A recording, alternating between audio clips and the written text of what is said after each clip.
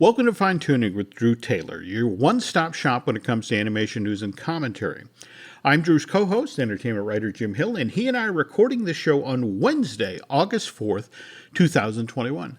Very, very big day for animation fans. The second set of Short Circuit shorts from Walt Disney Animation Studios have just been posted on Disney+. You were a fan of the first set of these, right, Drew? Or... Yes, I was. I mean, I went to this insane press event at Walt Disney Animation Studios where they sat us in the theater and ran, all 14 in a row. So, yeah, that was a lot of fun. But I really love these, and I was really excited that these showed up today. The key to the Short Circuit films is experimental films done in a variety of styles. We had 14 of them drop back in January of 2020. We only got 5 this time around. I got to assume the pandemic played some sort of a role there, don't you think? Or yeah, I think so. Okay. Yeah.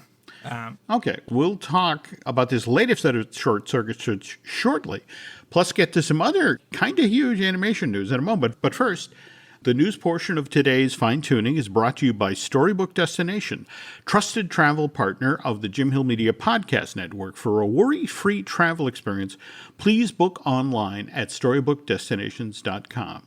Okay, back to the second set of Short Circuit shorts. This was a ridiculously strong bunch. I don't think there's a real dud in the bunch. I agree. But did you have a favorite out of the pile, or? Well, I mean, I love Dinosaur Barbarian, obviously. Okay. Yeah, very much in the vein of both Primal and Toy Story That Time Forgot, with the kind of, medieval setting and an 80s theme song. I just thought that was really fun. And I love that it was traditionally animated, too. I thought that was great. So this project was dreamed up by Kim Hazel.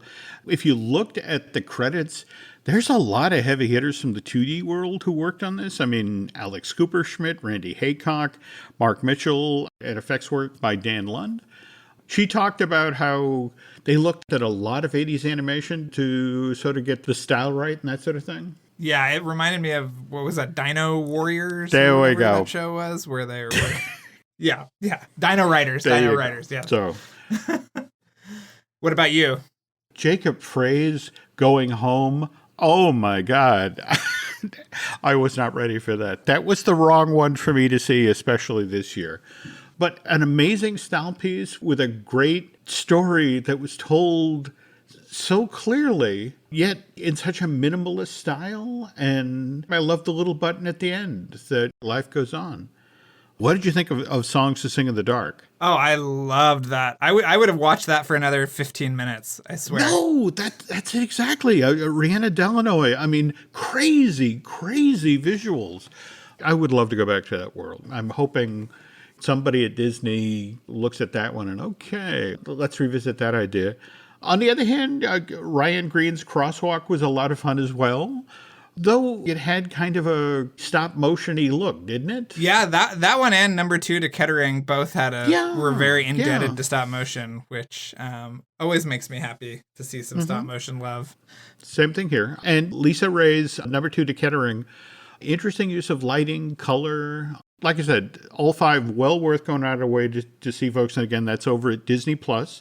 Though if we're talking about stuff that's just out at Disney+, the latest 2 Wonderful World of Mickey Mouse shorts debuted today. We got Duet for 2. Did you catch that one as well? Or? I did. I watched both today, yeah. Okay, so tell me I'm not wrong that the agent was inspired by the look of Jim Carrey, right? It would have been nice if they'd actually gotten Jim Carrey to do the voice. Yes, but Jason Mantzoukas did a great job as the snake. He did. And did you do a freeze frame on the music chart as it rolled by? I saw the Grim Grinning Ghosts right at the top, but yeah, I'm sure there were more. Toward the bottom, they had a Gurgi's Munching and Crunching's remix, and I'll be surprised if this one hangs in there for a while, but they had Hunchback of Notre Dame, where his hit song was Baby Got Hunch. Oh, I don't know if that one's going to last.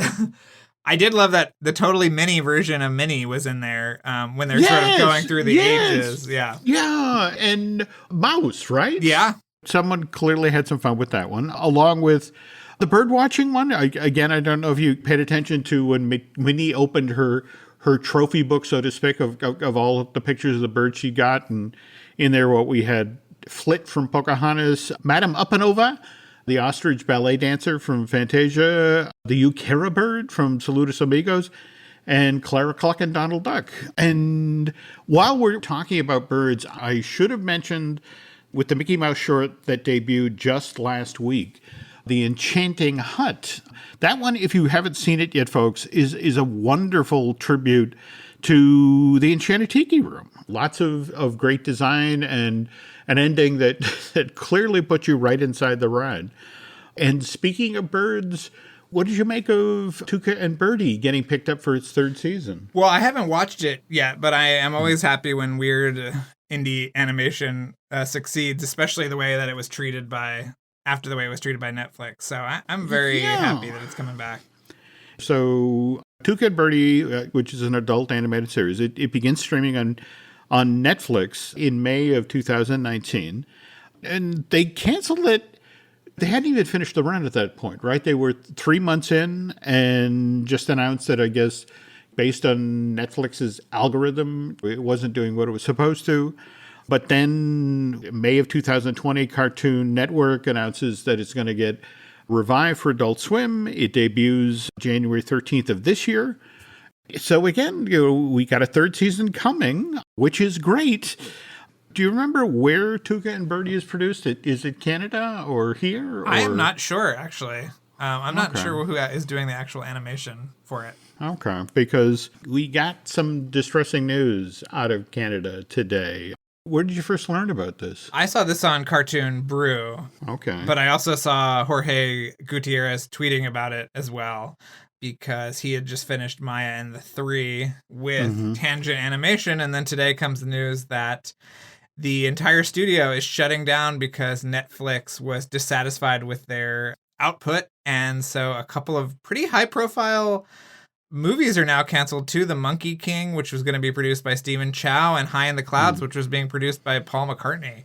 They used the phrase shutting down production. As you mentioned, there's some fairly heavy hitters involved with this. Yeah, I don't know if those projects are going elsewhere or the studio is going to be reanimated by somebody else, but I guess a lot of the confusion / consternation came from the animation software that they were using, which I didn't quite understand, but yeah. Okay. I don't know. Well, Tangent Studios has actually got two production hubs. One studio in Toronto, one studio in Winnipeg. And as you mentioned, Jorge tweeted out earlier today that this is heartbreaking. I wholeheartedly adored working with all the brilliant and ridiculously talented artists, artisans, and producers at Tangent. What they accomplished with Maya and 3 is epic, and I'm jealous of future directors that will be lucky to create with them. Normally, this would be a really sad day for animators in Canada, except for the news that just came from Disney like an hour before we recorded, right? Yeah. This was shocking. I did not expect this coming. Please explain. Well, basically, they're going to open up a Walt Disney Animation Studio in Canada, in Vancouver, which is pretty interesting, especially as the rest of the company kind of moves towards Florida, where there used to be an animation studio. Now they are opening an animation studio in Canada. Yeah, and the stories in the trade suggested that the first project that's going to get underway at the Vancouver operation is Moana the series, which... What was it, the Investors Day presentation in December of last year? Yep. They announced this, which is supposed to show up on Disney Plus in 2023. But before that, we're going to get a Baymax limited series. That's supposed to debut in fall of this year. Then in 2022, front half of that year, we'll get Zootopia Plus. And then the latter part of next year, we'll get the Tiana limited series. And buried in this news was talk of also staffing up at the Burbank end of things. Yeah, I saw that. They were going to add, I think there's like 900 employees right now, and they're going to add more for these projects. But yeah, it's crazy. You have to wonder, given the past year And now we're verging on the 17 months of pandemic scrambling production, and how animation, at least, was one of those rare forms of film production that people could actually do from home. How much of this do you think factored into that? Well, I think that the appetite for animation, as we've seen just these past few months between Mitchell's versus the Machines and Luca, I mean, these are things that people are absolutely adoring and things that are being delivered via streaming. So I'm very interested to know what will come out of the studio. I mean, they say special projects and television series, but I wonder if we're going to get some features as well. The other interesting thing is that studio it seems to be exclusively doing animation. It said that everything will be boarded and developed in Burbank and then sent to Canada for animation, which is sort of weird. No, I agree. And one other thing that gave me pause was that they announced that the head of Walt Disney Animation Studios in Vancouver, Amir Nasarabi Bandi, very, very talented gentleman, previously vice president at WildBrain, also worked at Illumination and Paramount Animation.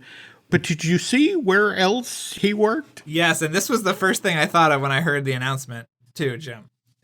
Was that... Please explain. Okay, he was the head of Pixar Canada, which was founded in April 2010 and was closed in October 2013. And what even they did up there is sort of a mystery, because sometimes there'd be shorts and stuff coming out, and I'd say, "Oh, is this the Pixar Canada team?" And Pixar would always say, "No, this is Emeryville. This is Emeryville." So I think they did some Cars shorts. I'm sure they did stuff for the parks. But yeah, it was a very bewildering little period in Pixar history. It was. And I'm thrilled to see this being set up. But again, I remember things. And it's like, I remember Pixar Canada, which came and went very quickly. Yeah. It would be more exciting to me if there was actual development going on up there, and maybe some bolstering of young talent, or giving, younger animators a chance. But it seems like it's just like Matt Groening and The Simpsons, people sending it off to rough draft in Korea. It's that sort of relationship where we do all the creative heavy lifting and you're just going to get the thing animated. So who knows, Jim? That looks like the first project will be Moana, which again, we're not going to see till 2023. Which again seems like a long time, unless, of course, you compare it to another animated project which took 11 years. Is that what we were told? Yep. Okay. And when we come back from this break, you'll hear Drew and I talking with the gentleman who made this film. The family that vacations together stays together. At least, that was the plan. Except now, the dastardly desk clerk is saying he can't confirm your connecting rooms. Wait, what? That's right, ma'am. You have rooms 201 and 709. No, we cannot be 5 floors away from our kids. The doors have double locks. They'll be fine. When you want connecting rooms confirmed before you arrive, it matters where you stay. Welcome to Hilton. I see your connecting rooms are already confirmed. Hilton, for this day. What I bought? A new Blink Mini 2K Plus smart security camera. What I got? 2K clarity sharp enough to see every detail of home when I'm away. Plus audio like I'm in the room, not with my bestie traveling to another city. Plus easy plug-in setup to install faster than skipping through podcast ads. But you'd never skip ads, right? Plus, I got all of this for just $49.99. Blink Mini 2K Plus. Mini camera, max performance. Shop now at amazon.com/blink. Running a business comes with a lot of what-ifs. But luckily, there's a simple answer to them. Shopify. It's the commerce platform behind millions of businesses, including Thrive Cosmetics and Momofuku. And it'll help you with everything you need. From website design and marketing to boosting sales and expanding operations, Shopify can get the job done and make your dream a reality. Turn those what-ifs into... Sign up for your $1 per month trial at shopify.com/special offer. So let's talk VIVO, which debuted just this past Friday, the 6th of August. And we enjoyed this film quite a bit, didn't we, Drew? Oh, yeah. I loved it. I thought it was really, really wonderful. Beautiful design work, great songs that'll get lodged in your head. So, have Spotify ready when the movie's over to look up your favorite tune. But yeah, I just thought it was a lot of fun. It was just a great old-fashioned musical. And yeah, I had a lot of fun with it. I love that you use that term, old-fashioned, because in a weird sort of way, it felt very Dumbo-esque. It's a small story told well. Yes, and it is stylistically adventurous in the same way Dumbo is, I think. Yeah. True. But we were lucky enough to get to talk with the gentleman who actually came on board, I want to say, in 2016, right? Kirk DeMicco? Yeah, I think he came on after Croods 2 fell apart the first time. Kirk, I think, we should start at the beginning, 11 years ago when VIVO was born. Can you sort of take us through that process and what that has been like for you?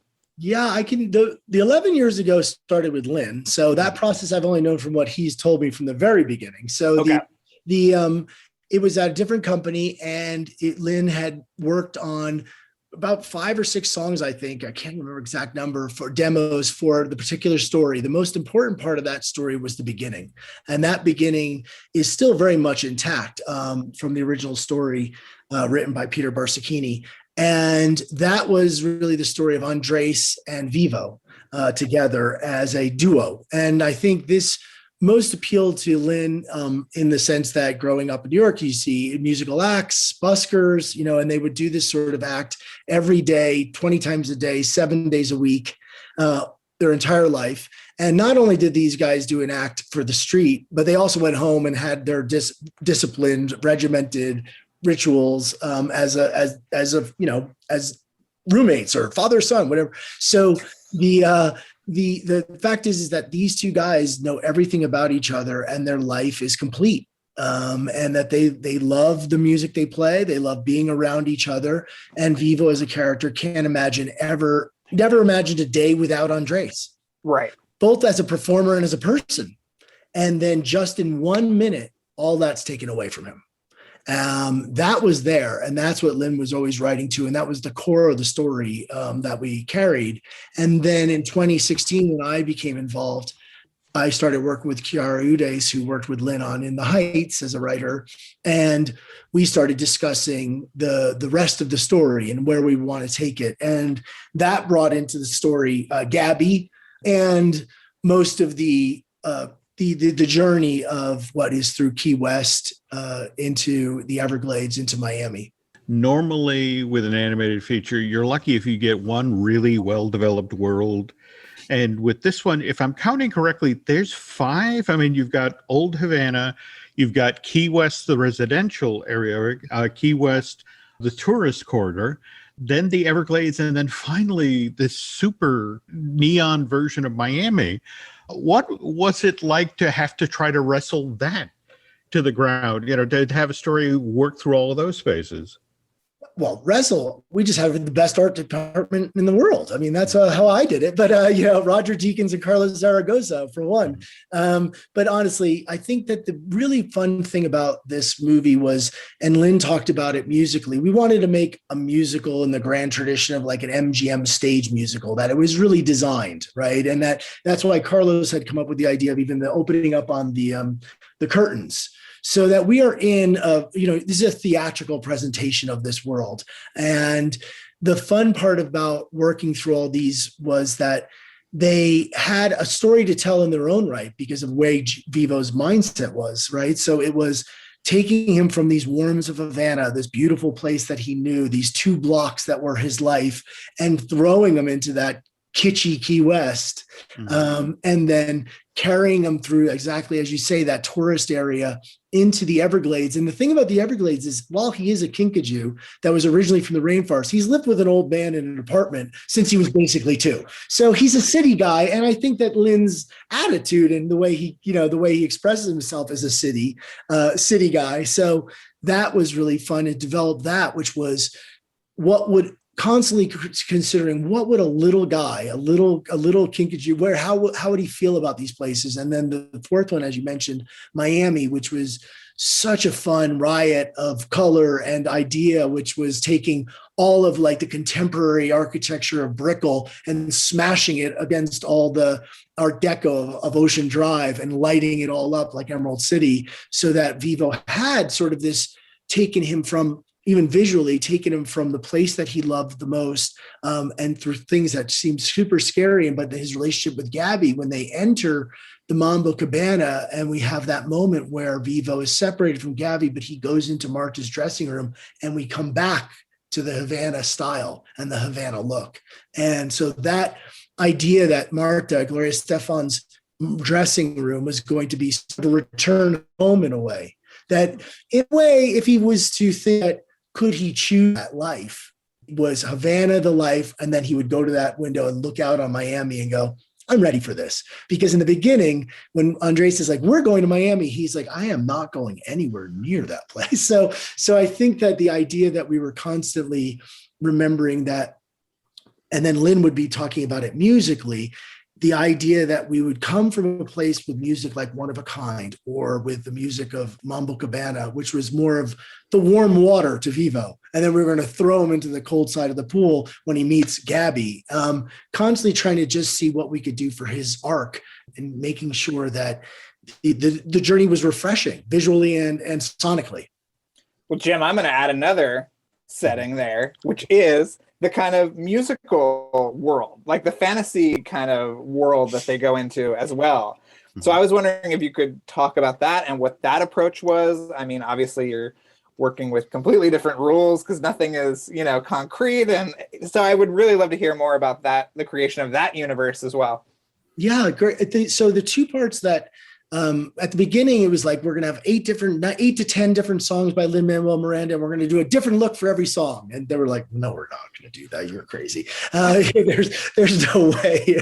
But so the thing was really finding the ones that were most earned and organic. And the Mambo Cabana was one that came, as I say, Carlos Zaragoza, Roger Deakins, and their entire art team brought this world to life. And the thing that's organic to the storytelling, and that was part of what we were trying to do, is make it that Vivo, it was through Vivo's POV. So he grew up in an apartment that the only thing he knew about Miami was from some old gym floor record covers, right? Right. That's how he sees Miami. And in some way, maybe that's the way Andres still sees it. Andres is maybe, he doesn't have access. He just, he's living in the past. His regrets are in the past. So his vision of what Miami was 1959. And so, but bringing in Vivo's idea that it was like an album cover come to life. And so we thought that, wouldn't that be great? Like if someone said to you, you can go into an album cover come to life. Like, I feel like it was like when I'm with my kids and I'm like, we're going to go do this. And they're like, I don't want to do that. I'm like, come on, it's going to be fun. Like, I really don't want to do that. Like to us, it's like, you really don't? This is going to be cool, right? Whatever you do as a dad, you're like, what, really? And so that was the thing with Andres. He's telling him like, look at this world. It's going to be beautiful. And Vivo. And I just love the way Lin wrote those lyrics and he delivered those lines of pushback to his dad, like, the father figure. It's like the pushback in those is like that comedic tension between Vivo and Andres in that this man's showing him all this beauty, and Vivo's a little bit like, it's a little sorcerer, but he's just trying to like hold back the dike. It's like, but no, not over there. Put it back, put it in the refrigerator, all the magic.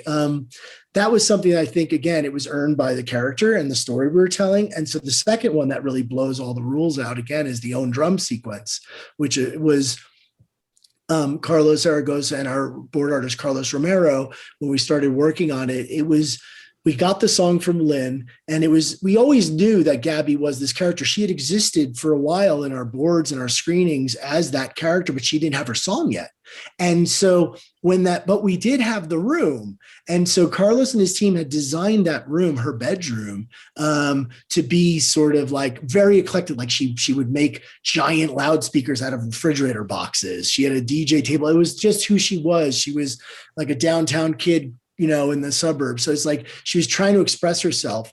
And when Vivo shows up there, the idea that room would come to life and the motion graphics and be this music video and I said, it's funny because we actually, referenced like Missy Elliott videos and stuff and her style. And then later on, only 2 months ago, literally, Missy Elliott, Vivo, come together, and she does a remix of our song Own Drum in the movie, which is like Lin's, he tweeted about it. So like his idol does a remix. So it's like our little art project was like came to life. It was like this little thing. We're like, oh, look at that. Like the whole sequence where she's being trailed by the whole marching band and all that kind of stuff. It felt like we were doing like throwing the MTV, like all the rules, we could at that sequence, because we're like, wouldn't that be great? That would look cool to us. But VIVO is just like, you are scaring the hell out of me. Like, I want nothing to do with this.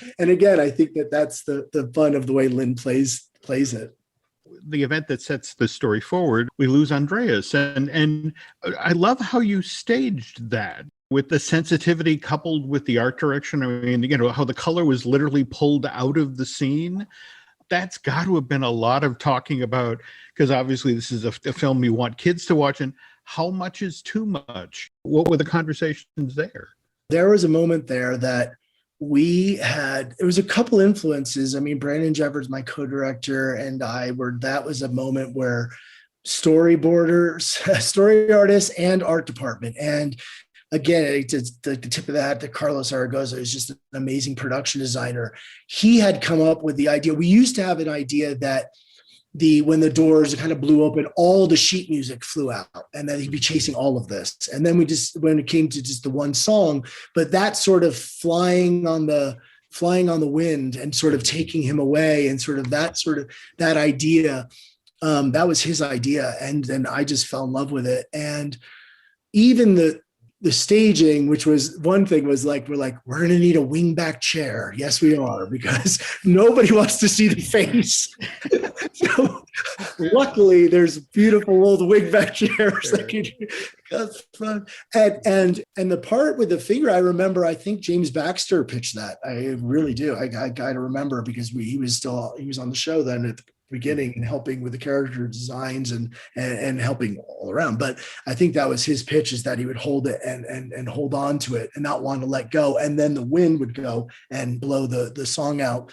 And then when Roger showed up, I remember he and Carlos and Roger brought, as he does, a lot of photos from real life, like photographers. And that's what we were using. And there was these photos that he had shown us that had that color, as you say, the color taken out.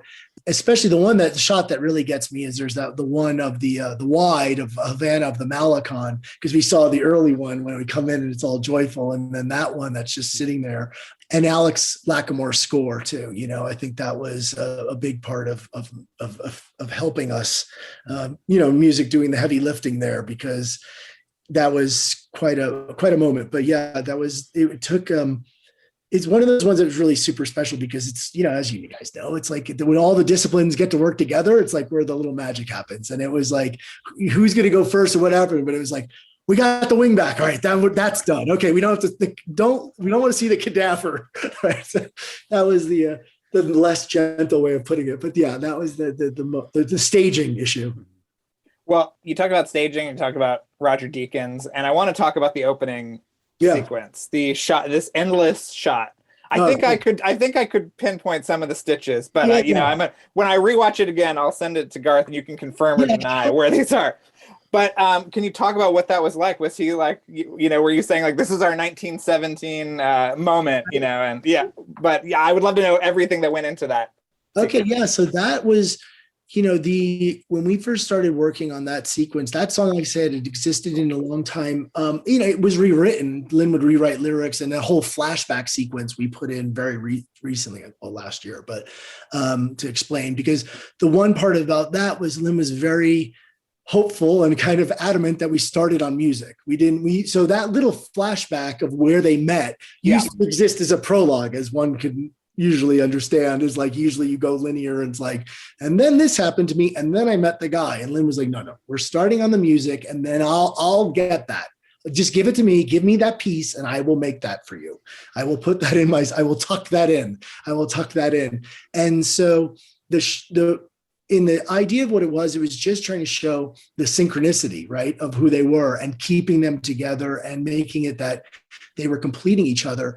And the one shot idea came from our choreographer, Calvin Hodge. Calvin Hodge did all the dance choreography for that number. And he and his team shot it like with their camera, with our young Duck John, who's our head of layout, was there, and they sort of choreographed it to be shot. Now it's not exactly like it is because it's not, they only had a small stage with 10, 12, dancers, not like what we have and stuff. And they couldn't fly the camera up high and bring it down, of course. But the idea of putting it together felt like good storytelling, and so yeah, exactly what you're saying about the stitching was everyone's like, well, who's going to animate that shot? Like, when do they have to start, right? Like, and so the one part that was really interesting about that one, and it's just kind of particular to this movie, make this one for me, I'm learning, but was the way team music and team visual work together, because Alex Lackamore, watching our screening, was like, can I just say something? It's like, there's some times where I feel like you're taking the camera a little bit farther away from our guys. And I know they're singing they're singing our stuff. And it was like, because we were presenting things more theatrically, it made more sense to come in. And so it's like almost like following the lead with the spotlight on stage. Right. And then the background dancers come in and out, but you are keeping the focus on those two. So that was really sort of gave us some discipline for it, because at the beginning it was like, woo, look at how cool. There's so much eye candy here, right? And it sort of brought it back to some discipline. And I think that the fun of that sequence, watching it develop, was when animation was taking it and took the choreography of Calvin, and there's some really good reference, and blended it all together. I was like, there was a moment there where I lose, like, I'm like, wow, I'm there. Like, it really felt, and that was part of Carlos Zaragoza's original design of the shots, where we came through and in the colonnade and the Plaza Vieja and all these things, like, it's like coming into the side of a theater, right? It's like, you're still on the stage. And so everything was blocked there, that we were in the audience, or in that respect, I think we were a tourist, right? We weren't there. And then in the end, just to jump, but like inside your heart, we wanted to put the audience back into the theater, right? So it was constantly playing with the idea of, are we in a movie, or are we watching a show? Right. In a lot of ways, it's a beautiful, classic little animated feature. Again, if you think about how Dumbo started off in Florida, and that sort of thing. But at the same time, what I love about this is it's today's Florida. Like, for example, when you made the ball python the villain in the Everglades, because again, they're having that horrible problem with the invasive species. But at the same time, I love how you do things like, it would have been so easy to make the Sea Scouts, the little girls, the trio of little girls, the villain. And the fact that you make that turn, 2/3 of the way through the story, it's like, no, okay, we'll help. We'll get you there. And I mean, that would have been an easy out to keep them as the villain. What was behind that?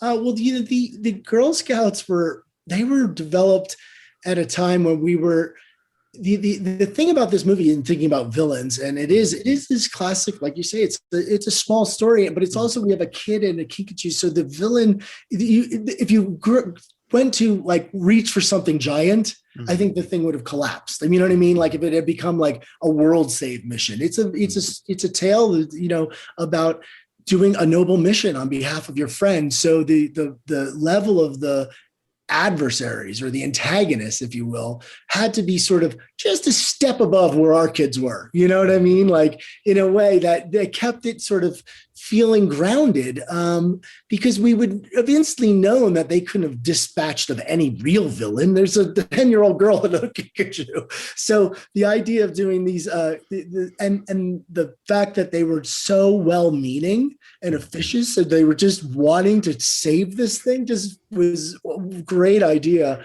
that was pitched to us, that I felt like if there was a chance to have an opportunity, and this was something I got to work with Rich Moore and Jim Reardon on this film. So, and they have such a great feeling for how that's the tone of those sequences worked. And especially when you're talking about the Python, and we worked with that for a long time before we got Michael Rooker. And then when we got Michael Rooker, it's just like, wow, it was so much fun, because he brought so much delicious, swagger to it, and that it made sense in a Broadway because I keep saying I'm like in a Broadway musical. I know it's a movie, but we thought about it like a musical, right? Like, so it's like the villain shows up and he's got swagger, and it was like it's a star turn, right? For the one big sequence where that great big theater actor sings his one song, whatever, has his one moment. So that was kind of the moments of working through those characters. I wanted to ask about the decision to not have them actually communicate with each other, because I know that this was an ironclad rule at Disney. Right. Your buddy Chris Sanders was ultimately felled by this rule, I think, on American Dog. So I wonder, did you have that kind of in mind? Obviously, they communicate through song, and that's a big part of the kind of learning and the kind of journey of the movie. But did you think about that? Was there ever a time when they actually understood each other? There was never a time they actually understood each other. And, I'm the biggest, like, Ratatouille is a movie I watch it's like one of the best. I was like, it can be done. I believe it can be done. We can pull this off. And the one thing we had that maybe they didn't have, which is we had Lin as the singer, songwriter, and the performer and the lead. So when we got into trouble, like if you had to figure out his internal thoughts or the communication, there were songs, right? There was music. Right. And so knowing that I think it's a unique situation, right? I mean, because in a musical, in the Keep the Beat song where we had it, that idea it was a great little sequence that was already scripted, but now he could sing what his internal, so it's like the novel, right? Now you can do that. So using that, maybe it is a crutch. It's a tool, right? It was in the toolbox. So, and then we also, got to work again with the great Randy Tom, and Randy, does an amazing job of building that performance of animal and human, communication through sound design. And I think that there's something magical really about not being able to talk. I always say it's like, it's like babies and puppies, you project your best thing, your best part of you onto them, right? You don't ever hear them complaining. That's why we love them so much. And so it was a little bit of a discipline that I think helped us. And it gives you that emotional touch because Lin does anthropomorphic sounds in this movie, as he does on the raft, where we hear him doing his cartoon, like really having fun, making sounds. But then there's Randy's sounds, in much of the film where he's communicating, via sound design. Yeah, it's pretty exceptional. Over the course of career, you've worked with huge talents like John Cleese and that sort of thing. But this must have been different in that you and Lin are starting work, and all of the Hamilton craziness is going on, the Pulitzer Prize, 11 Tonys. And, what was it like to be in a situation where all that's going on and here you're trying to get this new project off the ground and sort out all the story problems? And how did you compete for attention during the middle of that hurricane? You were there, weren't you? I could tell you were there because you just figured it out exactly. Yeah. Oh my gosh. I'm like, oh, Jim, you're right. That's what it was.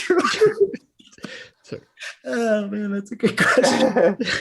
Oh boy. Yeah, it was. The thing with Lin, he is just, and I think it was his connection to the material. He said it's like, other than In the Heights, it was the longest he ever worked on anything is this, it was 10 years. I think he said like In the Heights was his 20s and this was his 30s. Right. Mm-hmm. So it's like, he had such a connection to the material, and then it grew because I think also and he said it, I've seen him say it now on the stuff. So we could say it, but his son's connection to the movie too grew, his younger kids, so his time and his focus and his ability to multitask it's part of his genius, but it was especially, I think the thing that we had was that emotional commitment, to the material, B to, in working with Kiara and Alex, was big because the shorthand, it got things done quicker, right? Because I think there was a little bit of that he would be able to take a song to where he thought he needed to then have it for Alex to understand it and to take it from there because they had done so much before. And same thing with Kiara. So that shorthand with his trusted colleagues, and the people that he's already made art with, I think helped that. And then as we were going through, we had because he was connected in so many ways, like I say, as a singer, as a songwriter, and as a producer, and as an actor. If it was just the songwriter thing, I think you would have that problem a lot more, right? Because you would come back and be like, where are we with the story? It's like, wait, you just recorded it, right? Like, oh, right. So because of that integration, I think he was able to, the time that we had with him was really used it was multitasking all the time. We'd be doing vocal records and then he'd be writing a song, or I know that they'd be doing on song and then something would be pitched back to story. So it did work both ways. So I know we just have a couple more minutes left, but I was wondering if you could talk about working with Rich and Jim and their whole crew. I mean, I think this is the first Sony thing that he's actually got a credit on. And Jim and I love him, and obviously a man who makes 3 animated movies in 10 years or something. I mean, it's absolutely insane. So I was wondering what that was like. You could just kind of stand next to genius and it heat up. You know what? He came in at a time, as you guys know, it's like the stories and there was so much, and Rich he was just the greatest because he knew that he's like, I see what you guys are trying to do and I want to help you do it. And that was the attitude. And that was it, and he loved Lin's work. He's a huge Lin fan. They'd known him, whatever. So it was like that sort of coalesced. And then Jim came a little bit later. I don't even know if it was a week or a month or maybe a little bit more when Jim joined. And he just, again, it was just like so many moments that we'd be in a thing. I could tell you one of the best for me that, in that Jim had pitched was the idea of when they hit the door in the theater and when they have to split up, and the fact that VIVO will be on one side of the door and her on the other. I mean, it's a small thing, but it was like, it's so great. I just loved it. And Jim pitched that. I was just like, oh, I got it. That's so heartbreaking. We were like, oh, that's the hardest thing. And it's like, yeah. And then he's going to push the bracelet through. I'm like, stop it. Don't do that to me. But, so it's just so lucky, because it felt like, in a way, that was one thing I think about the music, having the music stewards. We're all kind of stewards, like little VIVOs, like, we're going to get this made. We're going to get this little movie made. And no matter what the risk. And so I think that was great that Jim and Rich, and they have a completely different, they have so much more experience than I do. They did their 10,000 hours plus, so like when we were, the layout, all those things are super, I was just, of course I want help. You know what I mean? I could never be the biggest moron not to take help from them. But so it was like, it was really, that was part that I just, I got to learn so much, and I feel like that's what I always love about animation, honestly, cause I worked with Roger on Crudes. I got to say, hey, Roger, you want to come to Sony? He never, it's like, come over and work on this movie. We showed it to him. And I know that our artists were inspired every day, because they got to work with Roger, and it feels like that's the, that's the process that I love. And even when James worked on it at the beginning and doing Gabby, and did a first pencil test of VIVO, and then Gabby and stuff. So I feel like that's the coolest thing about animation, it's like when you can meet new friends, it's like, now I'm just pitching the film. It's like, yeah, go on an adventure, meet new friends. But it's like, I feel like, you have this plan. It's like, it's all going to work out. And then you're like, oh God, we're in the Everglades. And then Rich and Jim show up. So it was like, okay, we're going to figure a way out of this. Well, thank you so much. We feel like we met a new friend today with you, Kirk. Yes. Thank you so much. We both love the movie, and we can't wait to see what you do next. Okay. All right. Sounds good, guys. Thanks so much to the folks at Netflix for giving us the opportunity to talk with Kirk. And Sony Pictures Animation, Jim. There we go. This one is worth chasing down, folks. To have followed Wish Dragon with this one, that's a great 1-2 punch. How about 1-2-3 punch with Mitchell's versus the Machines, Wish Dragon, and now VIVO? This is true. Sony and Netflix have had an amazing year. It's just really incredible stuff. Yeah, but to circle back to the news at the top of the show, what just happened with the McCartney project, and geez, I hope that gets straightened out. And like I said, I'm hoping that stopping production doesn't necessarily mean, again, if you think about the VIVO story, where the studio fell out from under them, but it still managed to find a home and get done. Well, anyway, folks, that's going to do it for this week's Fine Tuning. But if you're looking for something else truly entertaining that you can check out online, there is, of course, the Light the Fuse podcast that Drew does that's about not just Mission Impossible, but the John Wick films. Likewise, Top Gun. See, I finally remembered Top Gun. There we go. And so what have we got coming up now? Well, we haven't recorded anything new since we last talked, Jim, but we have a bunch of great episodes coming up. A lot of great people that were actually connected with the first movie. And then we're going to just start getting ready for Top Gun Maverick. And we'll have a slate of episodes tied into that before the movie's release later this year. So definitely stick around, and hopefully there'll be a few surprises related to the show coming soon that we can talk about. All right. Can't wait. Okay. Our side of the fence, we got a Disney Dish, which I do with Len Testa. We have Marvelous Disney, which I do with Aaron Adams. Dust and Fuse, we're going to get a new Universal joint out. In fact, I'm sending him a letter tonight. If you're not paying attention to what Drew is doing on social media, you're missing a lot of fun stuff. So just a reminder of where folks can chase you down on Twitter. Yeah, Drew Tailored, like a tailored shirt, on Instagram and Twitter. You can find us on Twitter and Instagram as Jim Hill Media, and on Facebook at Jim Hill Media News. And thanks for listening, folks, and Drew and I will be back soon.